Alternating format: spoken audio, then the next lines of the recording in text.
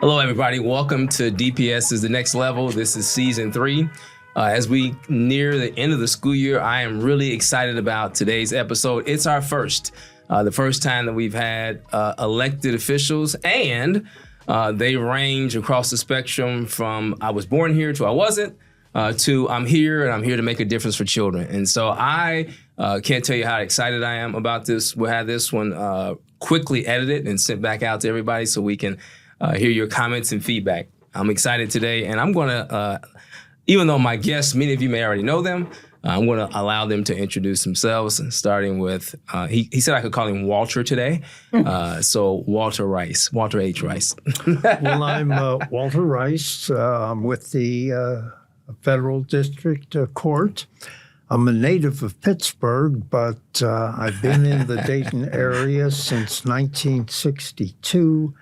And I have enjoyed my time, and I consider myself almost a native. Well, I tell you what, I've been in Judge Rice's chambers. When you close the door, there's a picture of the Pittsburgh Pirates there, a Pittsburgh Pirate player there. Which player is it? I can't remember, Judge Rice. Bill Mazeroski. Bill Mazeroski's there. So he is almost a Dayton native, but he has a Pittsburgh player in his office. Mary, Thank you. go right ahead. That's great. I'm Mary McDonald, Montgomery County Commissioner, lifelong Dayton resident, and Dayton Public Schools. What high school did you graduate from, Mary? I actually graduated from Roth High School. So I want to say to all the Roth Falcons, you're in the house. I was there for a couple of years. I claimed Dunbar as my alma mater. I say that a lot to people, but what they may not know is I spent my first 2 years at Roth High School, so I'm a Roth Falcon too. And I think it was Superintendent Hatch. He was here, and he closed about 10 schools while I was here, so I had to go to Dunbar. Right. Well, Dunbar was my home school, but I went through vocational education, and I went to Roth for cosmetology. Yeah. That's right. Absolutely. John? Well, thank you, Superintendent. This is great. It's an honor to be here, and especially with 2 other incredible guests. And also, thank you for your service to Dayton Public, Superintendent. I'm John McManus. I'm the Montgomery County Treasurer. I was elected to that position in 2020. And before that, very proudly, I was a member of the Dayton Board of Education, elected in 2015.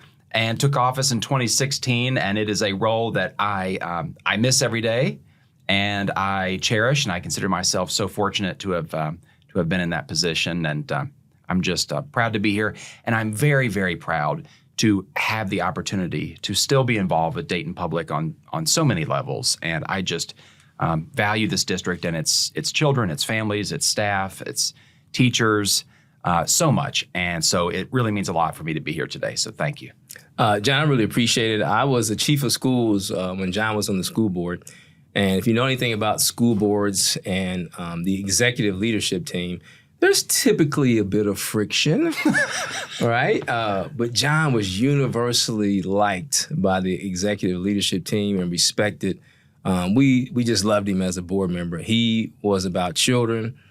Not really about micromanaging, not in the weeds. Just, hey, you guys do your job. And so right.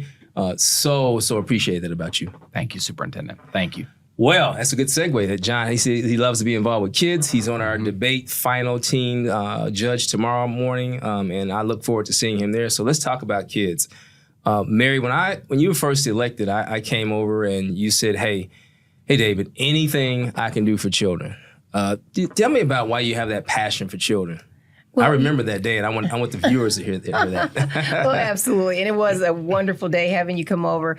But I wanted to give back. And when I think about what my life is and what it has become as a result of what Montgomery County, the city of Dayton has done for me in my life, I feel that it's something that you would want to do. It's something that I enjoy being a part of, the giving back. And I just know whatever you needed me to do or you would ask me to do, I would more than be happy to do it. I really believe in the trades. I started off, again, finishing up at Roth in cosmetology. I thought it was just going to be that thing I would fall back on. That was what people thought about the trades during that time. but I've had a career 40 Yes, you 40 have. some years of owning salons and being in the hair business and the beauty business, traveling with some cosmetic companies. And it all came as a result of my public school education.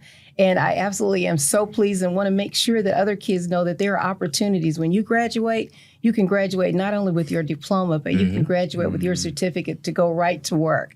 And I just think that's important. And I want to promote that as much as I can. I love that. That's right. We have got to get you in if we haven't already, because sometimes things happen in this district that I don't know about because we move so fast and people are so involved. But if we haven't, we have got to get you out to our cosmetology classes. Yes. To speak to them. We'll get them all together so you can get them at one time. Yes. And I will say this, that is one of the pathways that we have, that there's always a waiting list. Yes. In fact, we used to only have it at one school. We've opened it up now at another. Because it's such an overflow. So you were way ahead of the game. Everybody wants to get into cosmetology. It now. was the same way when I was in school. But I think what was so great about it for kids, you went to school with your uniform on each day. You were expected to get your hours in, and you felt proud of what it was that you do. And I think that is what's so wonderful about what you're doing with the Pathways for Education for Young People. When you go to school and you know you're working on your career, it's a whole different thing than just saying, okay, I'm just trying to graduate from high school. You're working at what your future is going to be. And I see these kids on fire. We were on fire back then, and I'm glad to see us back now, that every kid has the opportunity. I can't wait to get you in front of them. Alex Kincaid, don't let me forget. John, where'd that passion for kids come? Where'd that passion for kids come? And Superintendent, by the way, I also want to add to Commissioner's point and to your point. I so appreciate the fact that Career Tech has been expanded so much in the district, because I remember back when it was just essentially Ponitz, and the fact that it has been pushed out into so many buildings and so many kids are taking advantage of it is really, really special. It is an awesome program. It keeps kids engaged. It keeps kids in school. That's right. They feel that they can, graduate, earn money, which they can. It's just a wonderful program. So thank you for your dedication to Career Tech. And, it's something that Mayor Mims used to say, and it is absolutely true. I think kids are, what did he say, 20% or 30% of our population, but 100% of our future. And that is absolutely the truth. That is absolutely the truth. And every school district is, of course, special, but Dayton Public is just extra special. It is an entire ecosystem of people who love the children and families of this community, who come together through a shared mission to not only just educate kids, but make their lives better and prepare them for success in the future. And one thing I've always loved about DPS is its commitment to caring for the entire child. Yes. The wraparound services that exist. Great observation. It's not just about the education, but it's about caring for the whole child. And that is just so special. And it is always, and even as a board member, it was always so inspiring to see the dedication of the teachers and staff of Dayton Public Schools, the mission that they have, the lifelong mission that they have to care for the children of this community is so special. And, as a countywide official, I have the honor of going to a lot of different school districts. Yeah. And seeing a lot of different places. There's 16 of them. But that's right. But there's something about Dayton Public and its staff and its teachers and bus drivers, mechanics, custodians, food service workers, everybody, that they're all in it for the kids. And it's just so special to watch. And it makes you, want to keep coming back, year after year to do what you can to volunteer and just pitch in and help out. So it's just a real honor and a privilege to be able to participate in anything Dayton Public Schools. I tell you what, at the end of each podcast, typically what happens is the team asks me, they say, once we finish shooting, they say, hey, what do you want the title to be? And already you and Mary have given me the title.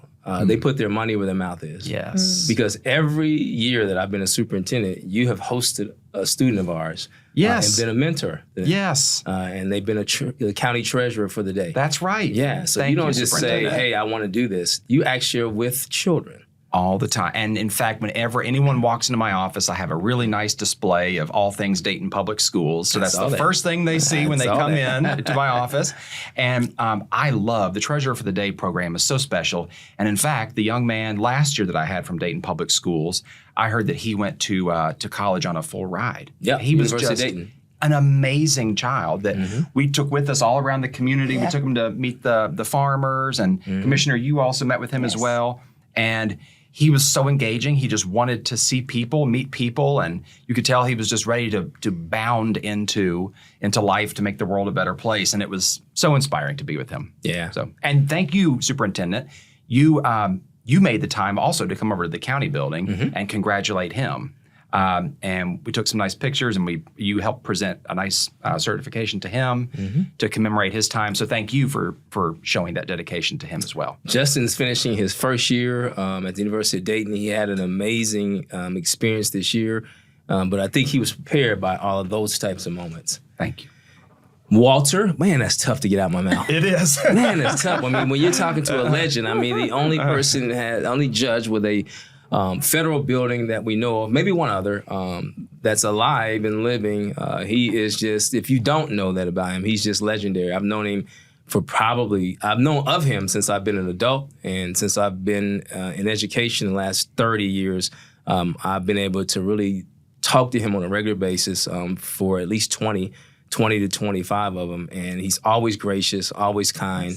He's just an amazing human being. So Walter, tell me, where did your passion for young people come in? Because I see it every time we're together.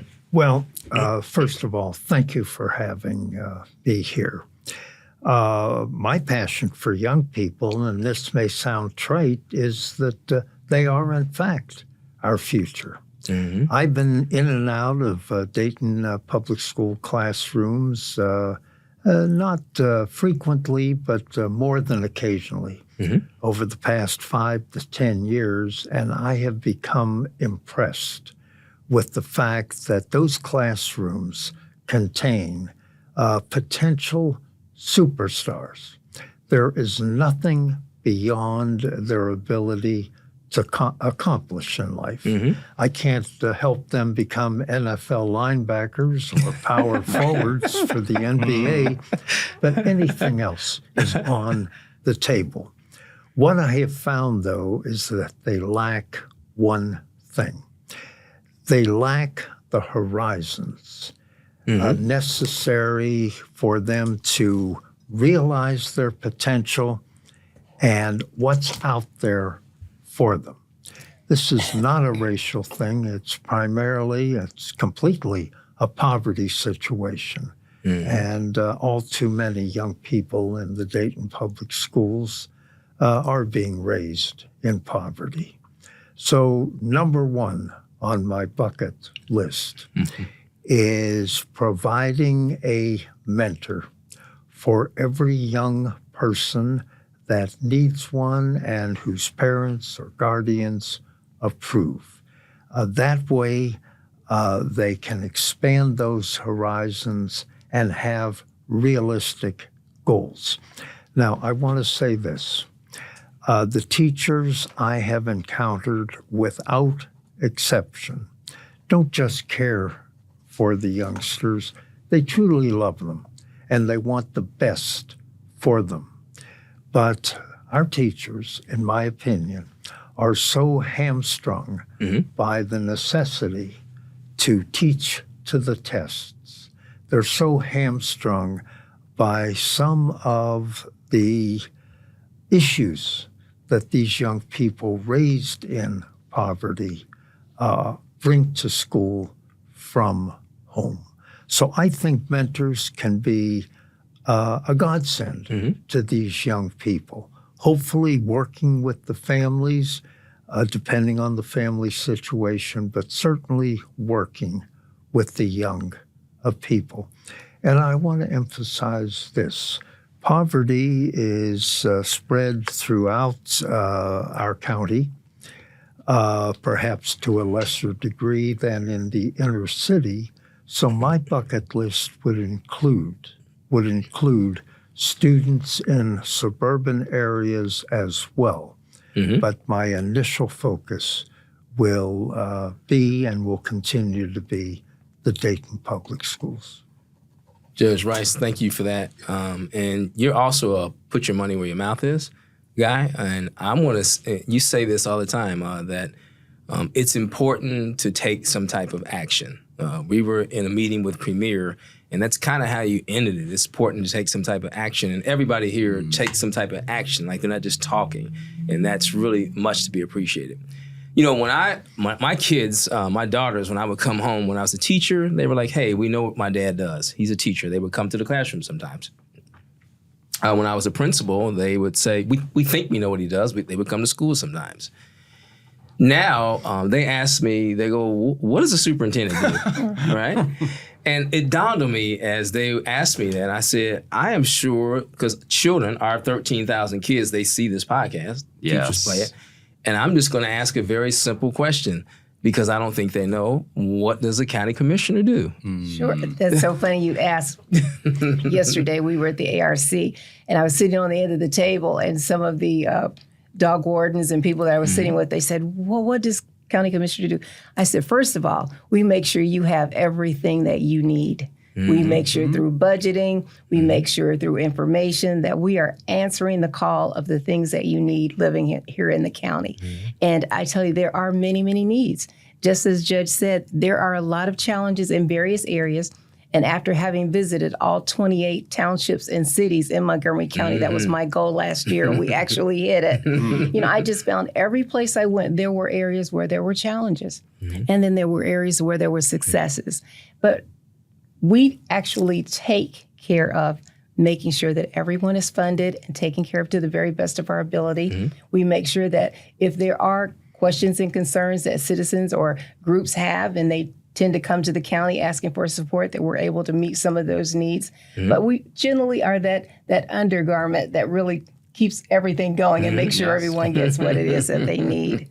So it could be almost anything at any given day. I thought when I ran for the office, I knew what that job was after having been a mayor. But there has been so much that has come about, you know, as a result of it, because we are looking at challenging times. And we're looking at times right now where we're reprioritizing budgets. The fact that families don't have food, you know, making sure that they have what they need. The county, you know, gave out this year $1.5 million in food to the food bank to make sure that it got out into the community, and then to see the people show up, it just touched your heart. So knowing that you have the ability to lend your voice to answering a call that the city and the county has, it's really it's just been a great opportunity that I was giving. You know, I've lived in Trotwood for about 36, 37 years, and we've gone through a tornado, we went through COVID, and we really had some tough times. But being able to serve there now as a county commissioner and at the capacity that I'm able to serve at, it really gives me a special place in my heart, because I know what people are experiencing. I experienced it myself, my family has experienced it. But you just need to know that you've got legislators and people in place who can help, do help, and make a difference. And again, having our doors open for that. I think it's great. When I was in your office about a year ago, I remember you saying, I'm starting on my tour. Actually, you were going out that night to other spaces other than Dayton. Dayton is not the only space in the county. The county is a massive enterprise. And I'm glad to hear that you made it. You made it.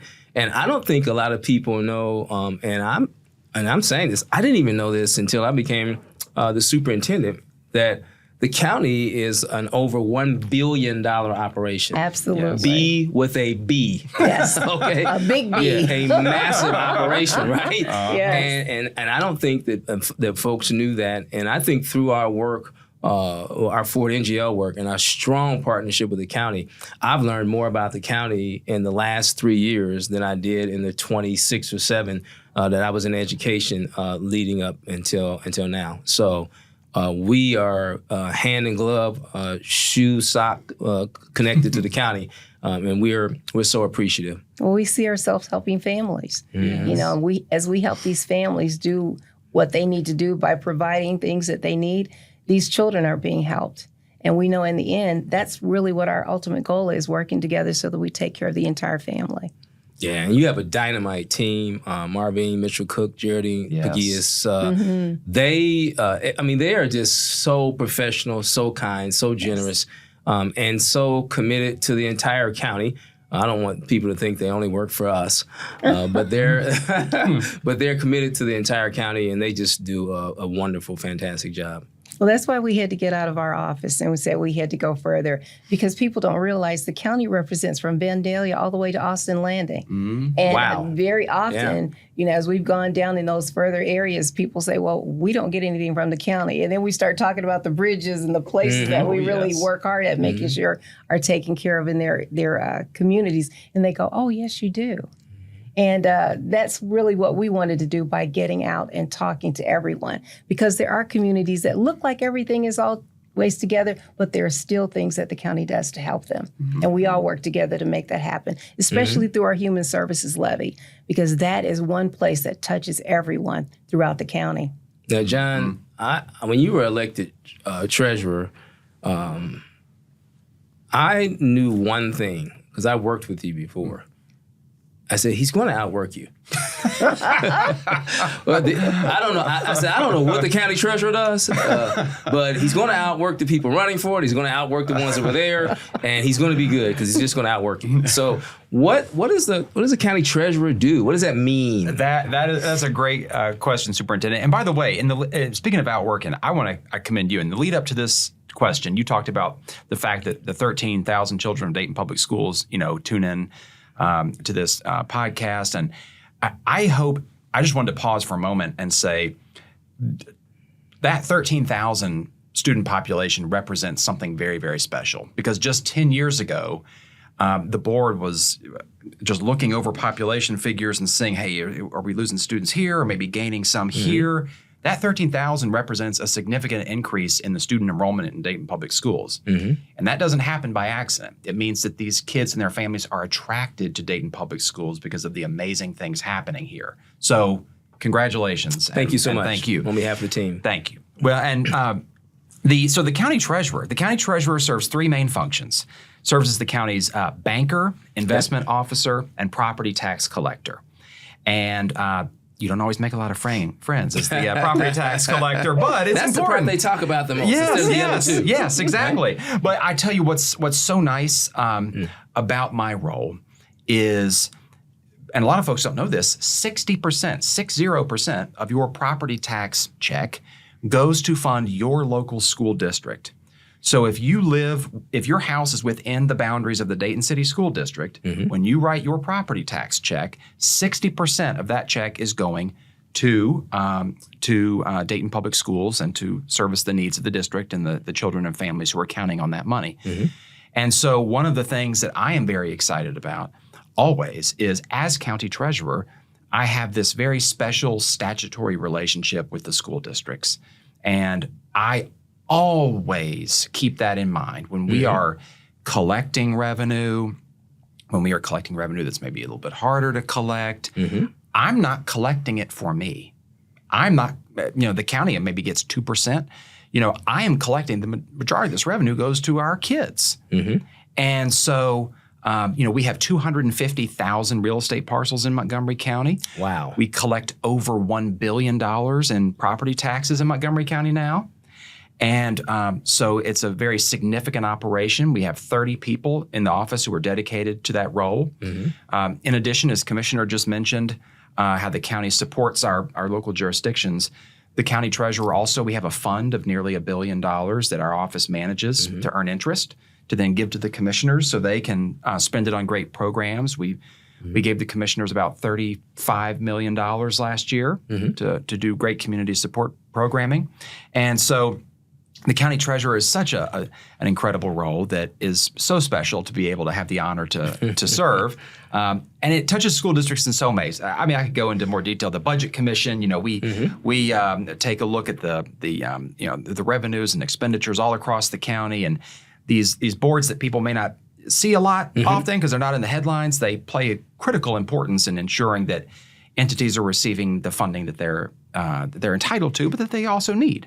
And so it's an honor to be county treasurer because I have that very special relationship with the school districts that I'm very glad I still have that bond. I may not be a school board member anymore, but I'm still tied to the schools, to my role as county treasurer, and that's very special. Well, there are lots of counties out there. So there's not just one county, Montgomery County. I'm going to tell you that the Greene County Treasurer, Yes. Yes, Denise. Denise Percival. She's a great lady. That's and right. She was at my wedding reception. Was she? And she speaks very highly of you. That's awesome. So you're, let's just say this. I know the other county treasurers think you're great. Thank you. Thank you, Superintendent, and likewise. Mr. President, Yes. I think you're president of the Southwest County Treasurers. I am. So Yes. the treasurers in the state. I'm the president of that association, and it's an honor to lead our quadrant of the state at the statewide level. So thank you. You're exactly right. I made her vice president, actually. She Denise. told me about that. She's great. Okay, I got it now. She's great. Yes. May I interject? Absolutely, Judge Walter. Yes. Walter's fine. There is no county in Ohio, and I'm familiar with a lot of counties because I'm involved in litigation with them. There is no county administration, at least in southern Ohio, that cares more for its constituents. I've always thought hear that a that lot. the slogan for this county should be less emphasis on birthplace of aviation than on Montgomery County, the caring community. And it's been that way for many years. Commissioner McDonald has hit the ground running. Sprinting. And Yes. sprinting, perhaps. Yes. But the county hasn't lost a beat with her. And I commend her for that. John McManus is a perfect example of what we're blessed to have in this community. Office holders who don't just do what they're statutorily required to do, but go above and beyond while staying in their proper lane to improve the lives of its citizens. And hopefully he can talk about some of his innovative programs. Thank you, Jim. So politics be darned. We are Right. fortunate in having these two public officials and so many others in Now, the county. Walter, I want to say this. I can't wait to ask you this question when I was going through my notes last night, because I talked about jobs and what people think they know. And of course, judges are portrayed a lot on TV and in movies. And so everybody thinks they know what a judge does. Would you tell the viewing public, all of my students in particular, what judges do, what they really do, like in real life, not on TV? Well, I would tell your students and the listening public that what they see on television should not form any opinion on what judges do. That's entertainment. What we do primarily is in the civil, the non-criminal area, preside over litigation, decide pretrial issues as they come up, so that if the case ultimately goes to trial, everything that can be decided before trial has been. So we are not only trial judges presiding over trials, but we are case managers of the litigation. In the criminal area, we have to enforce the law, and we do that. That's part of our job. But I've always had a philosophy, and I hope other judges will join me in this. The key is helping people that come before the court as defendants. If someone can be helped in the community with a drug problem or a mental health issue without endangering the safety of the community, I'm going to try to help that person if I can, because ultimately, by helping that person hopefully put his or her life on the right track, there is no better guarantor of community safety. I also think, Doctor, and I can't call you David, so, also, we have an obligation that we do not discharge very well, and that is becoming involved with the community, speaking to various groups about what the judicial system can do, and just as importantly, cannot do. They need to know that we are not super legislators. We must follow the law. Many times we can control the remedy, always with the public interest in mind. I am so glad you started off with that the television and movie versions have no connection to what judges do. And by the way, or in the personification of it. And that is one of the reasons that we have our students with you every day so they can see actually what you really do. Like that really forms the basis of the whole Ford NGL experience, was to say that, hey, we want you to get out there and practice. And on a grand scale, if you spent some time with John, you spent some time with Mary, you spent some time with Walter, and throughout the course of your 12 years, now that you spent some time with all of these folks, you tell us what you think you want to do. But you at least got an opportunity to spend time in all these different pathways in terms of what your career options and choices are. And I kind of wish this had been around when I was a kid, because I might have gone straight into education. I kind of waited to do that because I was practicing on some other things. Let me mention this, Doctor, if I can. We are as effective after the guilt or innocence process has been decided. With those found guilty, so many have mental health issues, have lack of education, have drug abuse issues. We are severely limited in the programs and facilities that exist that can help these people. Our quality of mental health and substance abuse professionals is excellent. The quantity is abysmal. And what judges need to do is to work with the community and say, we know what can help people, and therefore promote community safety at 10% of the, I'll say, office holders or politicians' viewpoint that the only way to go is to build more prisons. That is a key part of every judge's job. If we had more facilities to help people, because they'll get very, very little help in prison except being warehoused. If we had more facilities, programs to help people, we could reduce the crime rate, we could reduce the poverty rate substantially in both areas. And it's up to judges, I think, to communicate with the public. This wasn't on my script, but I saw Mary smiling when you were talking. She has the county, again, this is a good segue. They have an incredible reentry program. I know that Quinn Howard is working there. He's worked with DPS. I know that Mike Newsom is there. Dr. Newsom is a close friend of mine. He's worked with the Fatherhood Summit, and he's worked with us for decades now. And so, Mary, would you like to talk a little bit about that? Sure. But before you do, I know you're humble and you won't say this. When the reentry program started, we were invited out to Trotwood many times when you were mayor to have reentry programs. So she's been on board since the beginning. Absolutely. Forgive the interruption. No, that's fine. I loved hearing you talk about it because, again, I wanted to talk about the 120 beds that we're now working on renovation over at our county jail. And it's designed basically for many of the challenges that the judge spoke about. Many of the individuals that are there are not necessarily there because they're crime-ridden. They're sick.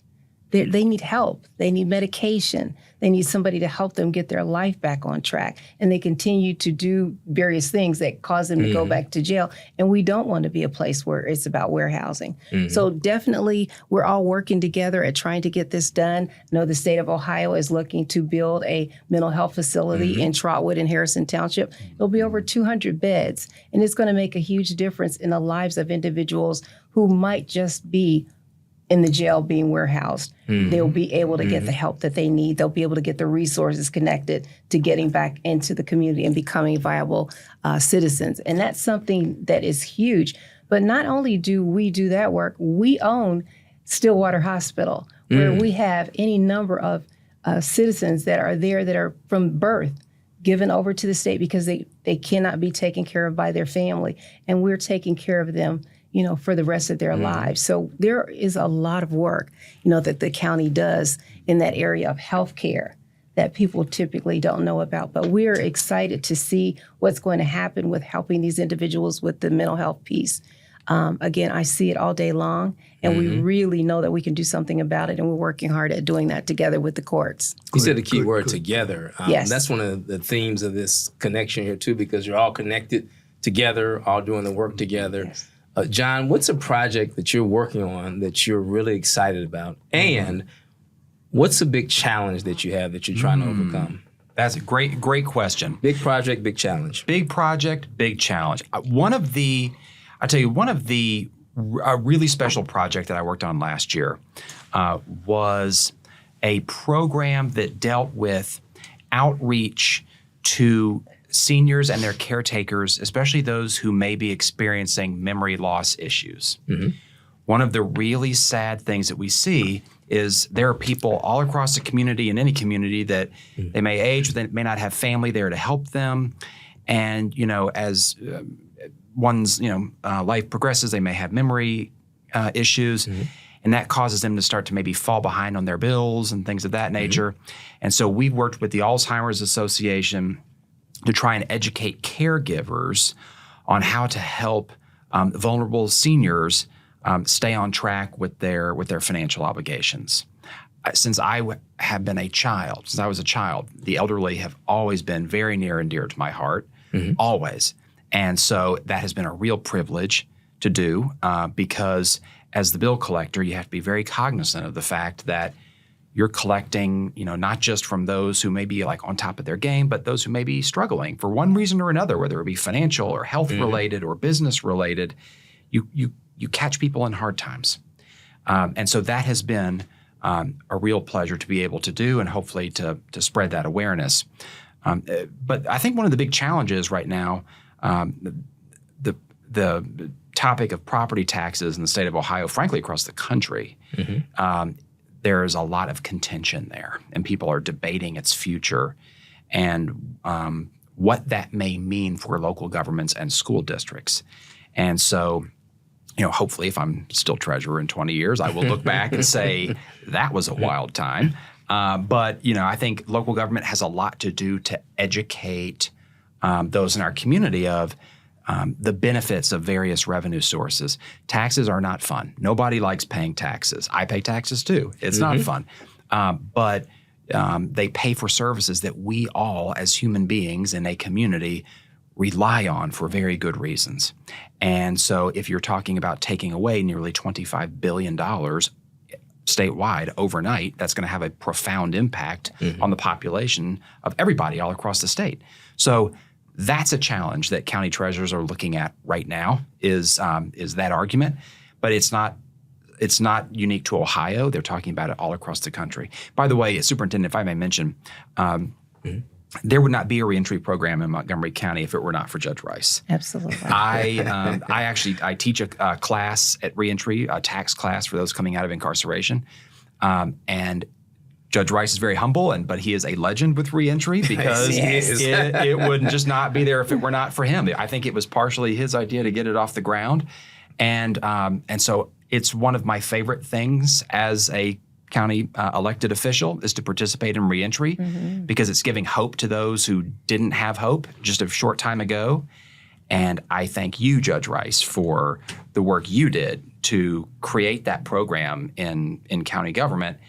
And the success that it has, the lack of recidivism in this county compared to other counties is astonishing. Yes. I mean, it is a program Yes, it that is. works. Yes, absolutely. And we owe tremendous debt of gratitude to Judge Rice. So thank you. John, thank you. My friend overstates, but I'm humbled by what you say. Thank you, Judge. Yeah, I'm really happy to hear John talk about what you're in terms of numbers with taxes, Yes. because oftentimes, especially when I was a mayor, people talked about the taxes are so high. Well, we didn't make up the tax. That's right. People voted on these taxes. That's right. And I think that that's something that we want to be able to share. We truly believe in the city of Trotwood, in our schools. So we said yes. That's right. And then they say yes for continuous taxes. So there are some things that people need to be educated upon when they're voting on things, so that we're not now talking about, well, where is that money going? It's going where you voted for it to go, and it's doing the work That's that you are right. paying for. And I just thought that that's something that really should help the treasurer, Yes. because I know he's in with it all the time. I do not set the rate. Absolutely. I just send the bill. I know they think we make it up, right? It's like we didn't make it up. Right. And Commissioner is correct. And one thing that's really interesting is, as we've seen this debate all across the state, is look at the amount of levies that have been passed by voters to support their local school districts, emergency services. Last election cycle, the overwhelming majority of levies that were placed before the electorate passed successfully. The overwhelming majority. And so I think that's one of the great things about Ohio is local government has to come to the population to say, we're asking for more revenue. Because some states, they just wave a magic wand and it happens, by a vote of the county commissioner or something of that nature. But the state of Ohio, you come to the people, and the people will tell you whether or not that amount shall be increased. And it's up to local government to tell the voting population about the services that shall be provided pursuant to this funding. And same with school districts.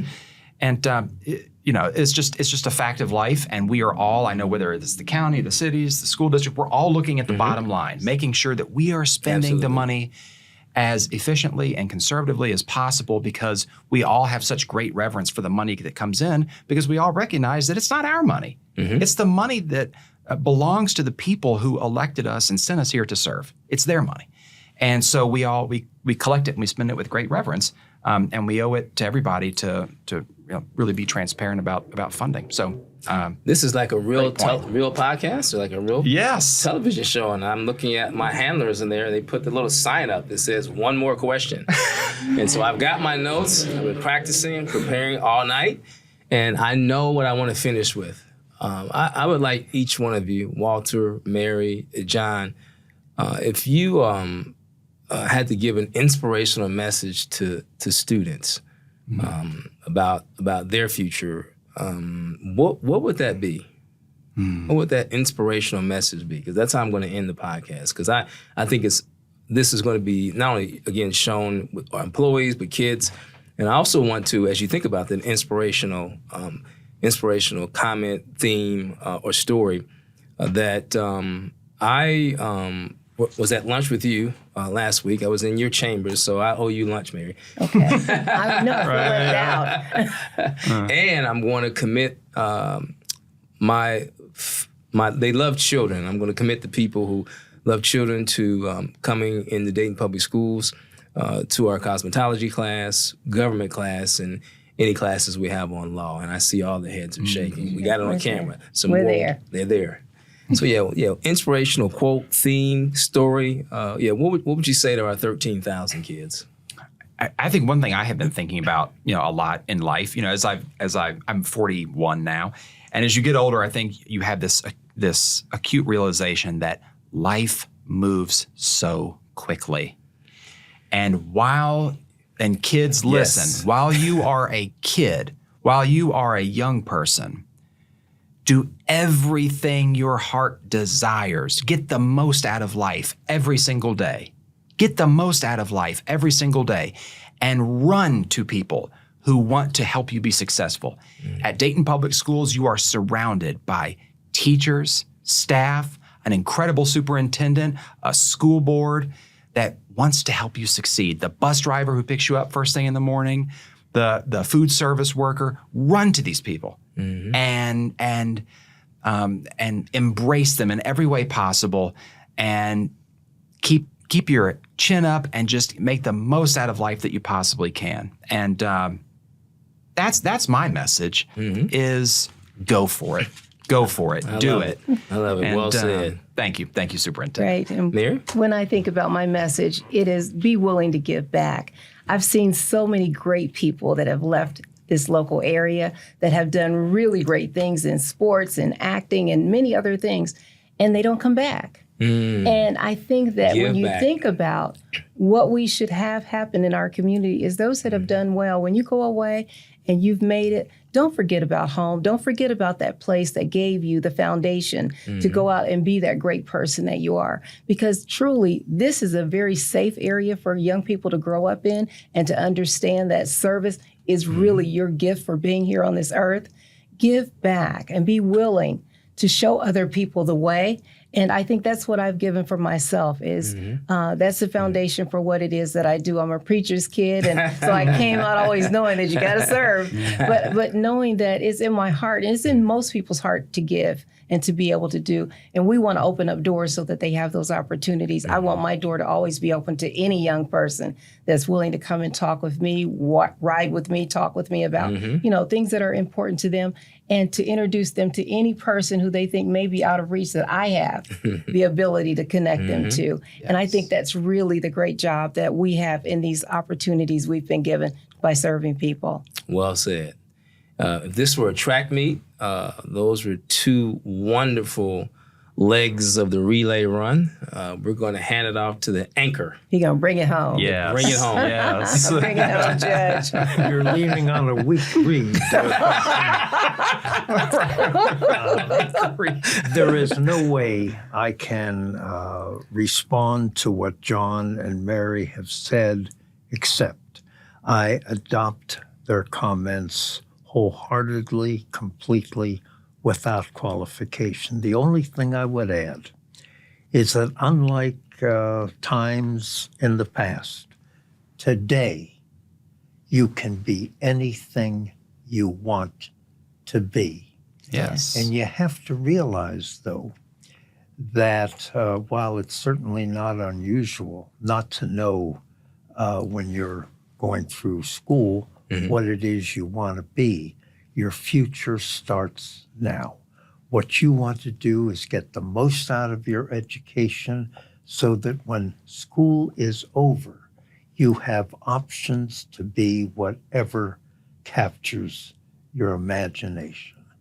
Again, I can't suggest that you can be an NFL linebacker because you need God-given talent, but anything other than a sports hero, you can be without exception. And if you have that God-given sports talent, you need to work as hard as you can to develop it to the next level. Judge Rice, way to bring it home.